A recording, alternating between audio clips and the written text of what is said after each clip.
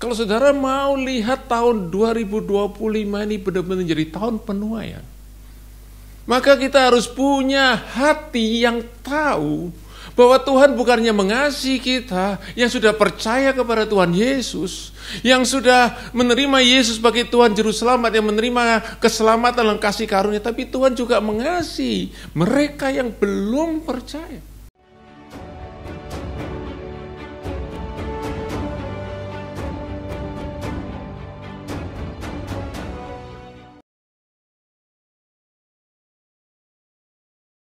Baik, saya ajak kita membuka di dalam kitab 2 Raja-Raja pasal yang kelima. 2 Raja-Raja pasal yang kelima. Nah, terus di 2 Raja-Raja pasal yang kelima ini ada satu cerita yang saya harap saudara semua sudah pernah dengar, yaitu cerita tentang seorang panglima perang dari kerajaan Aram namanya Naaman. Dia sakit kusta. Oke, dan sudah lama dia menderita sakit kusta itu nggak bisa sembuh. Akhirnya dia disembuhkan waktu dia pergi ke Samaria, lalu dia dengar perintah daripada Nabi Elisa untuk dia disuruh celup-celup di sungai Yordan 7 kali, saudara ya. Suruh membenamkan diri di sungai Yordan 7 kali, lalu dia sembuh. Gitu. Saudara semua sudah tahu cerita ini?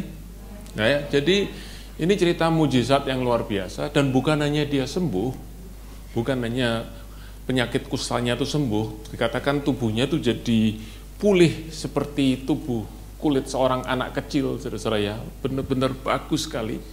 Tapi juga dia lalu jadi kenal Tuhan, dia jadi percaya Tuhan. Itu yang indah. Bukan hanya kesembuhan jasmani, tapi keselamatan jiwa. Setelah itu yang dia dapat. Nah, saudara semua sudah tahu cerita itu ya, jadi saya tidak perlu ceritakan. Tetapi, nah iya toh. Oke. Nah, tetapi saudara, yang saya mau cerita kepada saudara adalah begini. Bagaimana Naaman itu sampai bisa mengalami kesembuhan? Siapa menyembuhkan? Tuhan. Allah yang menyembuhkan. Oke, bukan sungai Yordan. Oke, Allah yang menyembuhkan. Tapi tentu Allah menyembuhkan itu, saudaraku, lewat berkat kesembuhan itu harus diterima Naaman lewat ketaatan dan kerendahan hatinya. Suruh ya celup-celup itu tadi, saudara. Ya, dia sempat nggak mau kan, dia sempat marah gitu. Tapi kan dia marah. Nah, tapi pertanyaannya begini, bagaimana kok Naaman sampai bisa celup-celup? Karena dia dengar perintah daripada Nabi Elisa. Pertanyaannya, dari mana dia tahu tentang Nabi Elisa? Ada satu gadis kecil yang sampai hari ini namanya kita tidak tahu. Ya, gadis kecil namanya tidak tahu. Tapi dia menjadi orang yang membuka jalan untuk Naaman bisa mengalami kesembuhan. Nah, saya mau baca dengan saudara, saya mau ajak saudara renungkan ini dari kitab 2 Raja pasal kelima, ayat yang kedua, 3, dan 4. Cuma 3 ayat saja, ya, saudara. Jadi khotbah saya nggak panjang, cuma 3 ayat. 1 ayat 1 jam. Ya, ayat. Sudah, ayo kita baca ya, sama-sama ya. Orang Aram pernah keluar bergerombolan dan membawa tertawan seorang anak perempuan dari negeri Israel. Ia menjadi pelayan pada istri Naaman. Berkatalah gadis itu kepada nyonyanya, kepada istri Naaman, sekiranya tuanku menghadap nabi yang di Samaria, maka tentulah nabi itu akan menyembuhkan dia dari penyakitnya. Lalu pergilah Naaman memberitahukan kepada tuannya, katanya, beginilah dikatakan oleh gadis yang dari negeri Israel itu. Ya, cuma 3 ayat aja. Nah, saya mau beri tema apa yang saya sampaikan pada sore ini, yaitu begini. Mengubah penderitaan menjadi kesaksian. Amen. Penderitaan menjadi kesaksian. Oke? Nah, saudara, ada tiga bagian dari khotbah hari ini. Nomor 1, kita belajar tentang kondisi dan situasi daripada gadis kecil ini. Nomor 2, kita belajar tentang tindakan atau aksi daripada ini. Aksi itu tindakan ya, bukan aksi gaya, bukan ya. aksi tindakan. Bahasa Inggrisnya action. Yang ketiga, kita bicara tentang hati. Oke? Jadi kondisi, situasi, aksi, hati. Oke. Sekarang kita lihat nomor 1, kondisi situasinya. Dikatakan apa? Dia itu kenapa kok sampai ada di negeri Aram? Dia bukan lagi mau ke sana. Dia diambil dengan paksa oleh tentara Aram. Ya. Jadi dia itu diculik, saudaraku. Bahkan bukan tidak mungkin orang tuanya bisa jadi dibunuh waktu gerombolan tentara Aram ini menyerang negeri Israel. Nah, saudara bisa bayangkan nih, gadis kecil, tidak disebutkan umurnya berapa, tapi pasti kecil, mungkin remaja, mungkin antara 10-12 tahun, bahkan mungkin bisa lebih kecil daripada itu. Dari rumahnya, ya, dari kehidupannya yang mungkin gadis kecil disayang oleh papi mami, tiba-tiba diambil dengan paksa. Jadi saudara, dia dan dibawa ke negeri yang asing, negeri yang jauh, di mana dia tidak bisa bahasanya, dia tidak tahu lingkungannya, dia jadi orang asing. Dan bukan hanya itu, dari seorang gadis kecil, seorang anak kesayangan, sekarang jadi apa? Budak. Nah, saudara mesti tahu, budak itu bukan karyawan, budak itu bukan pegawai. Jadi dia tidak terima gaji, dia tidak terima bayaran, saudara-saudara. Dia kerja tanpa bayaran, dia benar-benar seperti kalau saya boleh katakan, dia kerja paksa di situ. Dan dia tidak punya hak sama sekali. Kalau sekarang, saudaraku, orang bekerja di sebuah perusahaan, kalau dia nggak seneng dengan perusahaannya atau dia kurang puas dengan gajinya, dia bisa pindah ke perusahaan lain, betul? Ya. Tapi kalau budak tidak bisa, dia di situ seumur hidup. Dan kalau karyawan itu masih ada undang-undang perlindungan karyawan. Kalau budak tidak ada perlindungan. Terserah tuannya, majikannya mau apa. Jadi benar-benar dalam keadaan yang sangat menderita.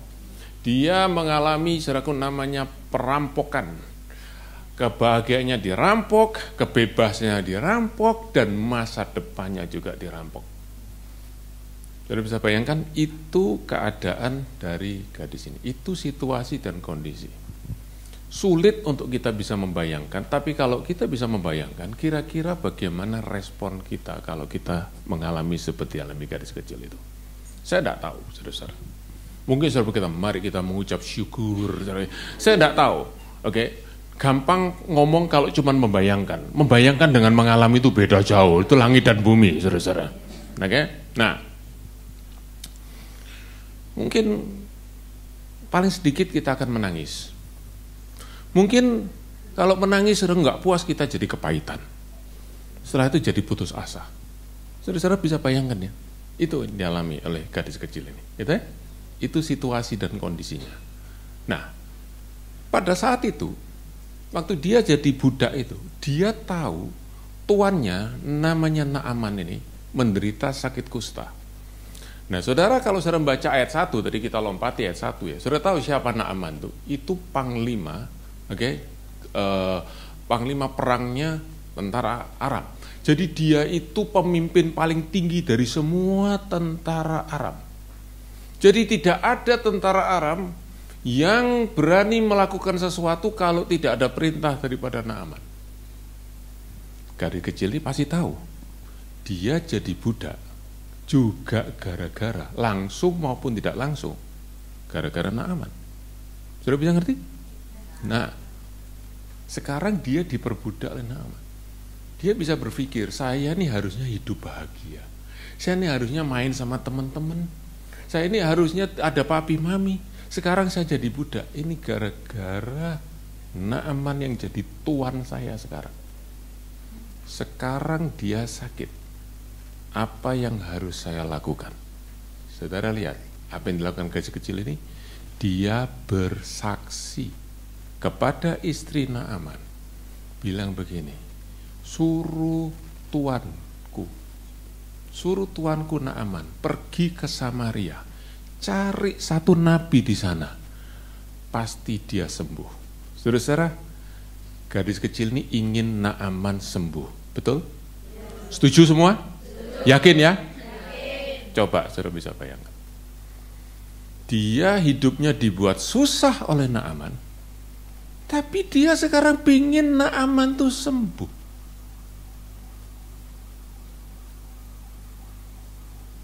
Kondisi, situasinya dengan aksinya nggak cocok.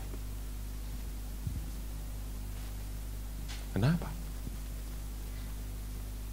Harusnya dia kan bisa berkata,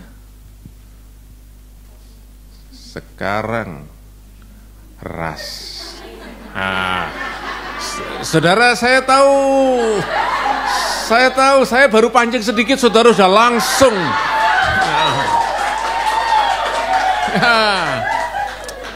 Terima kasih untuk kejujuran hati saudara semua. Ya, harusnya dia bisa bilang nikmati kustamu itu. Dan saudara tahu penyakit kusta itu parah ya.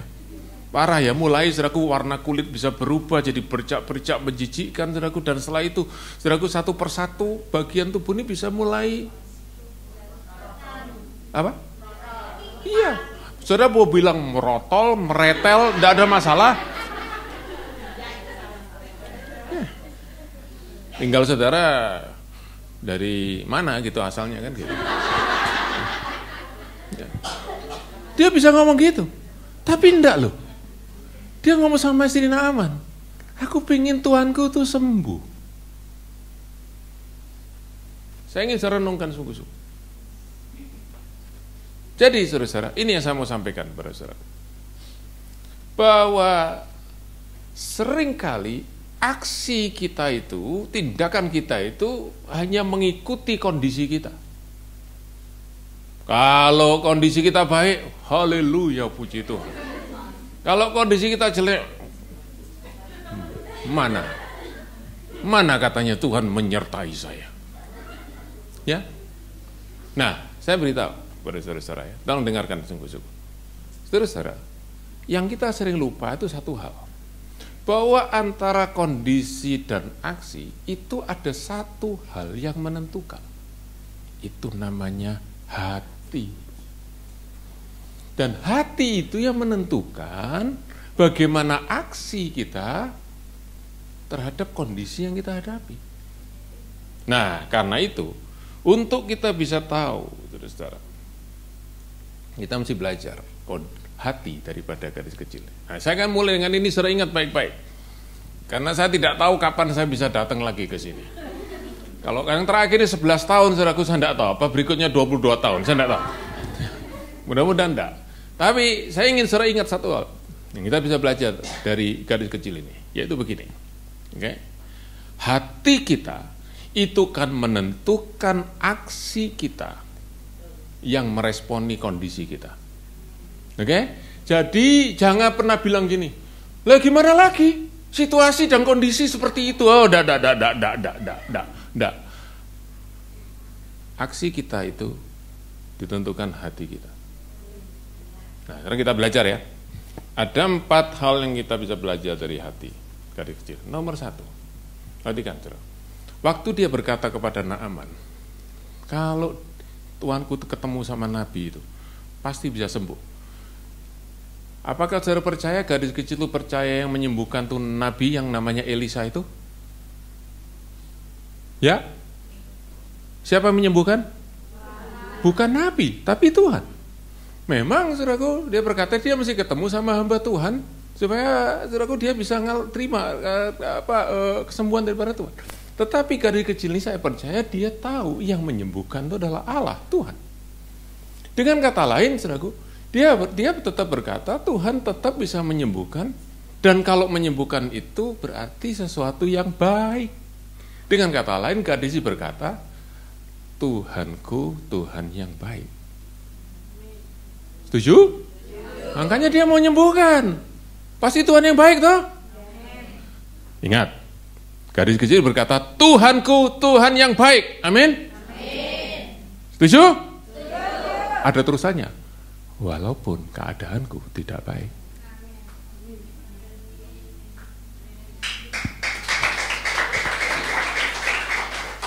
Itu yang kita mesti belajar dari kecil ini.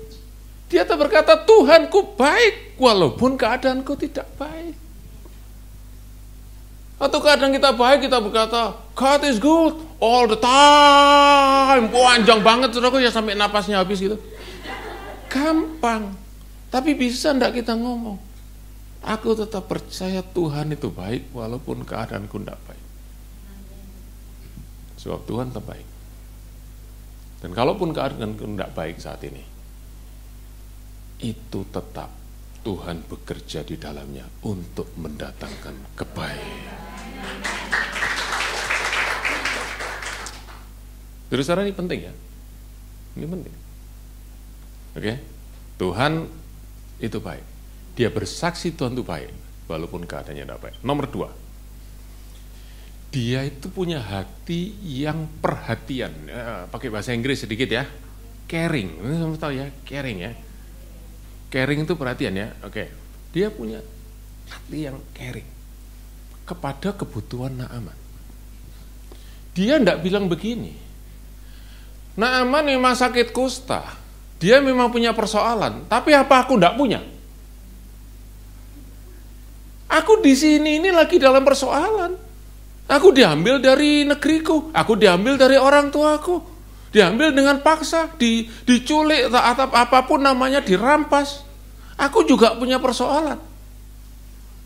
Ngapain aku ngirim persoalan orang lain? Aku sendiri persoalannya sudah segunung. Tidak dengan gadis ini. Dia melihat, ya aku ada persoalan. Tapi persoalan Naaman ini, aku perhatikan. Aku punya hati untuk dia. Nah, saudara, ada satu cerita. Satu kali ada seorang pengemis, ini di Amerika ceritanya. Jadi dia tuh homeless, saya tahu homeless ya, jadi nggak punya rumah dia. Jadi dia tidur di emperan toko gitu. Nah, satu kali, saudara, dia itu lagi tidur, tiba-tiba dia bangun. Dia biasa taruh depannya kayak ada kaleng gitu ya, untuk orang kasih sedekah gitu. Waktu dia bangun, dia lihat ada uang $100, uang Amerika $100. Dia nggak percaya, dia ucek-ucek matanya, dia pegang uangnya, ini bener atau bukan, uang bener atau. Dia langsung lari ke toko groceries. Toko ya, tahu apa groceries itu ya, toko untuk bahan-bahan itu ya, dia beli roti, dia beli macam-macam kebutuhan lah, saudara ya. Uang $100 tuh. Dia keluar dari toko itu bawa 2 tas besar, $100, saudara. Dia balik ke tempatnya, dia duduk, dia bilang, ini hari yang benar-benar hari mujur. Tiba-tiba dia dengar di sebelahnya ada satu laki-laki lagi pegang telepon, lagi ngomong telepon. Laki-lakinya bilang gini, ya sayang, ya, aku tahu, tapi aku benar-benar nggak ada uang. Iya, aku tahu, aku sayang sama anak kita, dia itu aku sayang bener sama dia, tapi aku nggak ada uang. Sorry. Terus nangis pria ini. Si homeless ini ngelihat. Terus dia tanya, sorry ya Pak, kenapa Bapak nangis? Ada apa? Terus Bapak ini bilang, anakku perempuan sakit, dan aku perlu beli obat sekarang di apotek, tapi aku nggak punya uang. Harga obatnya itu $100, tapi aku nggak punya uang. Si homeless ini bilang gini, oh tunggu sebentar ya, jangan kemana-mana, 5 menit lagi saya balik. Dia bawa 2 tasnya itu, balik ke toko groceriesnya itu, di refund semua barangnya itu, dia dapat $100 balik, dia lari cari orang ini, dikasih, ini belikan obat buat anak. Orangnya kaget bilang, loh, kenapa? Jangan. Dia bilang ini, Pak, saya punya kebutuhan, tapi saya lihat kamu punya kebutuhan lebih besar, ambil ini.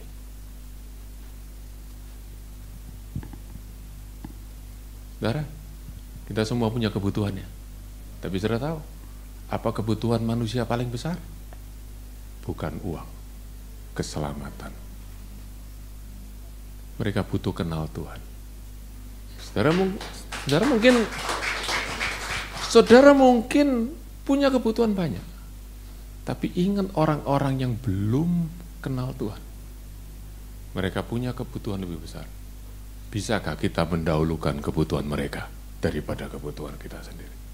Ini gadis kecil itu yang kita belajar, saudara-saudara. Yang kedua itu, hatinya. Yang ketiga, dia mengampuni Naaman. Itu sudah pasti, saudara-saudara. Dia tidak mungkin mau bersaksi kalau dia tidak mengampuni Naaman. Dia tahu bahwa dia itu menderita karena Naaman yang bertanggung jawab adalah semua tentara Aram yang sudah merampas dia dari orang tuanya dan dijadikan budak. Tapi dia mengampuni. Dia mengampuni. Dia tidak menuntut keadilan, tapi dia mengampuni. Dan saudara-saudara, kalau sudah bicara ini, hati seperti ini, tidak lain itu hati Tuhan Yesus. Di atas kayu salib, orang-orang yang mengolok-ngolok dia, orang-orang yang memfitnah dia, orang yang menuntut dia disalibkan, prajurit-prajurit yang menyiksa dia, prajurit yang makukan dia, tangan kakinya di kayu salib, yang menaruh mahkota duri di atas kepalanya.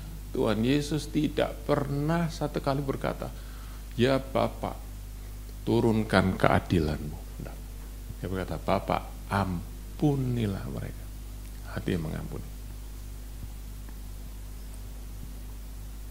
Yang keempat, dan ini penting sekali, yang keempat, yaitu apa? Waktu dia bersaksi kepada Naaman, kepada istri Naaman, "Bapak tuh tolong suruh Bapak pergi temuin Nabi itu." Dia ingin Naaman sembuh kan? Betul? Berarti apa? Dia percaya Allah juga mengasihi Naaman. Saudara, ini penting. Kalau saudara mau lihat tahun 2025 ini benar-benar jadi tahun penuaian, maka kita harus punya hati yang tahu bahwa Tuhan bukannya mengasihi kita yang sudah percaya kepada Tuhan Yesus, yang sudah menerima Yesus sebagai Tuhan Juru Selamat, yang menerima keselamatan dan kasih karunia, tapi Tuhan juga mengasihi mereka yang belum percaya. Dan Allah ingin juga mereka mendengar tentang nama Yesus dan diselamatkan.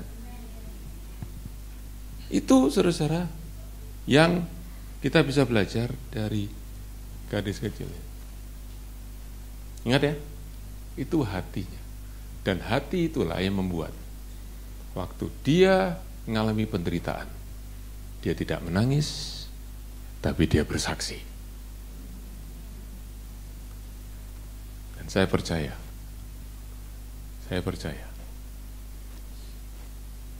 kita semua, kita datang kepada Tuhan, kita berkata, "Tuhan, aku mau hidup dengan hati yang benar, lebih daripada kondisi yang enak, lebih daripada situasi yang bagus. Aku mau hidup dengan hati yang benar, supaya apapun situasi yang aku alami, aksiku tetap benar, sebab hatiku benar." Ya. Nah, satu hal yang saya ingin kita tahu, saudara, bahwa gadis kecil ini cuman bisa cerita satu kalimat itu aja. Dia tidak bisa cerita lain. Dia ceritakan tentang Tuhan yang bisa menyembuhkan dan Tuhan yang mau menyembuhkan. Dia lakukan semua, dia tidak bisa lakukan lebih lagi. Dia tidak bisa tahu kesaksiannya itu didengar atau tidak, dia tidak bisa tahu. Tapi saya ingin beritahu kepada saudara, setiap kali kita beritakan tentang nama Tuhan, setiap kali kita tinggikan nama Yesus, maka Tuhan, Allah akan menghormati namanya sendiri. Dia akan menunjukkan wibawa dan kuasanya sendiri. Dan dia akan membuktikan bahwa kesaksian kita itu benar. Sebab kita bukan menunjukkan kehebatan kita menunjukkan kehebatan Tuhan. Dan Tuhan berkata, aku akan tunjukkan bahwa apa yang diceritakan oleh anak-anakku tentang aku, itu benar. Terus saudara, apa yang terjadi? Adik kecil cuma cerita sama nyonyanya, ibu, bapak suruh pergi itu cari nabi di Samaria. Istrinya pasti cerita kepada Naaman. Sudah tahu? Naaman langsung, tidak tanya-tanya, langsung pergi. Saudara mungkin berkata seperti ini, oh ya memang dia kan lagi kepepet. Kalau kepepet, orang kepepet apapun dilakoni. Saudara jangan buru-buru. Jangan buru-buru. Dengar ya. Negara Aram itu jauh lebih kuat, lebih besar daripada negara Israel pada saat itu. Untuk seorang petinggi dari negara yang besar mau pergi cari pertolongan di negara yang lebih lemah, itu memalukan. Dia bilang, loh, apa? Oh, selama ini saya mau serang Israel, saya mau apain? Saya bisa. Sekarang saya mesti minta tolong. Tidak mudah buat Naaman begitu. Tapi saya percaya kenapa dia pergi ke sana. Karena dia percaya perkataan gadis kecil itu. Dan karena apa? Karena Tuhan bekerja di dalam hatinya. Saudara, ada satu ayat di Kisah Rasul pasal 16 ayat 14. Ini ayat yang selalu saya pegang setiap kali saya berkhotbah, termasuk saat ini. Ayat itu cuman pendek saja. Berkata begini, Kisah Rasul 16 ayat 14. Ya.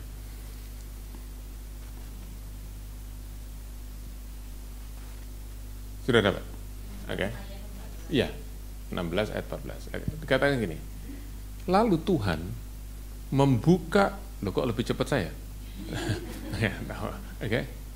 Dikatakan gini, Tuhan membuka hatinya itu Lydia, sehingga ia memperhatikan apa yang dikatakan oleh Paulus.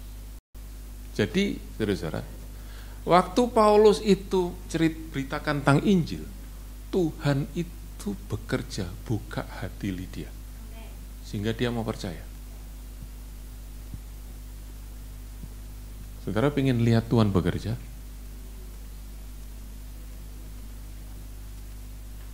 Caranya begini, beritakan Injil, ceritakan tentang Tuhan.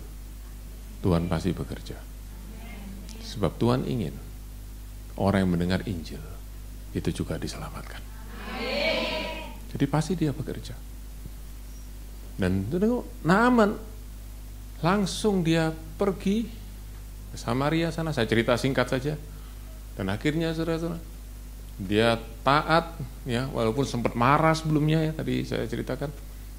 Ya, dia itu ya, 7 kali dia celupkan di Sungai Yordan, sembuh.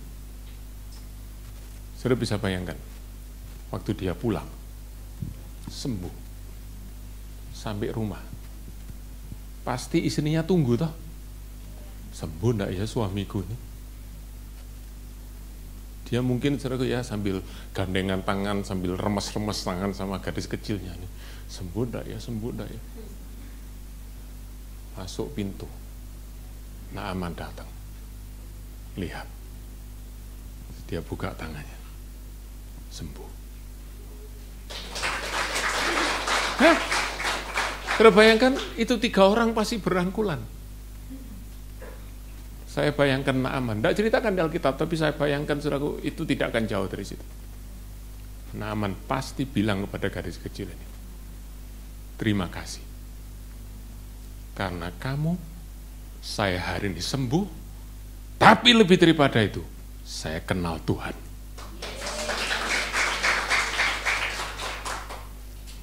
Saudara, saya mau tutup dengan ini. bahwa Naaman itu orang yang mungkin paling besar pada zaman itu. Dia hanya satu level di bawahnya rajanya, Raja Aram. Dia itu orang hebat, orang besar. Dia menang perang. Tapi dia punya satu persoalan yang dia tidak bisa selesaikan dengan kehebatannya. Semua kekuatannya. Saya percaya dia sudah cari banyak tabib di Aram untuk sembuhkan, tidak bisa sembuh. Tapi akhirnya dia sembuh. Karena Allah menyembuhkan dia. Tapi dia tahu Allah yang menyembuhkan lewat gadis kecil. Saudara bisa bayangkan? Orang hebat tertolong hidupnya dari orang kecil, orang lemah. Saudara mungkin merasa hari ini, saya ini orang rasanya apa ya? Nggak ada yang hebat dalam diri saya, semuanya serba terbatas. Hei, dengar baik-baik. Dengar baik-baik. Tuhan bisa pakai saudara yang merasa dirimu kecil untuk tolong orang hebat. Dengar ya? Saya tidak bisa tahu siapa itu. Tapi kalau kita punya sikap hati seperti gadis kecil ini. Kita ulangi ya. 1. Tuhan itu baik. Walaupun keadaan saya tidak baik. 2. Saya mau perhatikan kebutuhan orang lain lebih daripada kebutuhan saya. Dan kebutuhan orang lain adalah mengenal Tuhan Yesus. Nomor 3, saya mau mengampuni orang yang berbuat jahat kepada saya seperti Tuhan sudah mengampuni saya. Dan yang keempat, Tuhan mengasihi orang-orang yang belum kenal dia, yang belum percaya kepada dia. Karena saya dulu juga tidak kenal dia, tapi dia mengasihi saya sampai saya bisa kenal dia. Kita punya 4 sikap hati ini. Kita datang kepada Tuhan dan kita berkata, Tuhan, saya orang kecil, tapi pakai hidup saya untuk mendatangkan perkara yang paling besar. Sudah tahu apa perkara paling besar dalam hidup ini? Bukan orang lulus sekolah, orang lulus kuliah, orang jadi punya pekerjaan yang bagus. Perkara paling besar dari hidup ini, waktu orang terima keselamatan dalam Tuhan. Kita semua bisa dipakai oleh Tuhan. Dan karena itu saudara-saudara, jangan pernah anggap hal yang kecil yang saudara bisa lakukan untuk membawa orang kenal Tuhan. Gadis kecil cuma bisa bersaksi, titik. Dia tidak bisa lakukan yang lain. Tapi selebihnya Tuhan yang lakukan. Tuhan tidak pernah kecilkan hal yang kecil yang kita lakukan untuk kemuliaan namanya. Haleluya. Berapa saudara yang mau dipakai Tuhan? Kalau hari ini, ingat, hari ini saudara dalam keadaan yang sepertinya menderita, biarlah hari ini saudara berkata, Tuhan, tunjukkan bahwa Engkau baik. Dan bagaimana aku bisa melihat Engkau baik? Jangan lihat berkat yang jasmani, tapi lihat nomor 1, salib Tuhan Yesus. Kalau saudara terus lihat salib Tuhan Yesus, saudara tidak akan pernah bertanya, apakah Tuhan itu baik. Saudara saya berkata, Tuhan, Engkau baik. Engkau baik. Dan waktu kita lihat itu, waktu kita lihat salib Tuhan, kita berkata, Tuhan Engkau baik. Dan kita bisa berkata kepada orang lain, hei, Tuhanku itu baik. Tuhanku itu baik. Percaya kepada Dia. Sebab Dia mengasihi engkau seperti Dia sudah mengasihi saya. Haleluya. Haleluya. Perkara yang kecil Tuhan bisa lakukan jadi perkara yang besar. Ada satu anak, saudara-saudara, karena kita mau berdoa ya. Oke. Nah, untuk 1 menit terakhir. Ada satu anak, dia masuki usia remaja, ini seorang anak laki-laki. Tiba-tiba, saudaraku, tidak tahu kenapa dia kena satu penyakit. Bagian tubuhnya mulai perut ke bawah ini lumpuh total, tidak bisa gerak. Jadi dia tidak bisa lagi ke gereja, Dia tidak bisa lagi sekolah, dia cuma bisa di tempat tidur terus. Nah, rumahnya itu ada di kamarnya itu di dalam lantai 2 di sebuah jalan di gang yang sempit. Dia nangis, apa nasibku seperti ini. Tapi tiba-tiba Tuhan lawat dia dan Tuhan tunjukkan bahwa dia sudah terima berkat yang terbesar, yaitu keselamatan. Dan sejak itu dia berhenti nangis, lalu dia berkata gini, aku ini punya kebutuhan. Kebutuhan apa? Kesembuhan. Lumpuh. Tapi orang lain punya kebutuhan lebih daripada aku. Mereka butuh keselamatan. Nah, tapi aku tidak bisa mau nginjil sama mereka. Dia bilang sama papi maminya, papi mami, aku minta 2-3 benda saja. 1, Alkitab.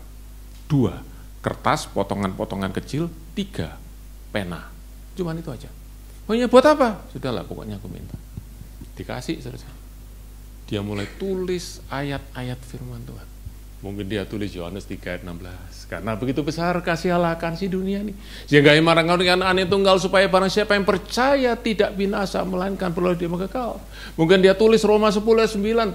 Jika engkau berseru dengan mulutmu Yesus adalah Tuhan dan percaya dalam hatimu Allah telah membangkitkan dia dari orang mati, maka kamu akan diselamatkan. Roma 10 ayat 13. Barang siapa berseru kepada nama Tuhan, dia akan diselamatkan. Percayalah kepada Tuhan Yesus. Kisah Rasul 16 ayat 31. Percayalah kepada Tuhan Yesus, engkau akan selamat, engkau dan sesamamu. Dia tulis di masing-masing kertas itu, dia gulung, dia lempar keluar jendela, jatuh di jalan. Kena sapu, kena angin, kena hujan, hancur. Tapi ada satu gulungan yang dipungut oleh satu satu bapak yang dulunya melayani Tuhan tapi kecewa sama Tuhan, tinggalkan Tuhan. Dia buka itu gulungan, ada ayat firman Tuhan.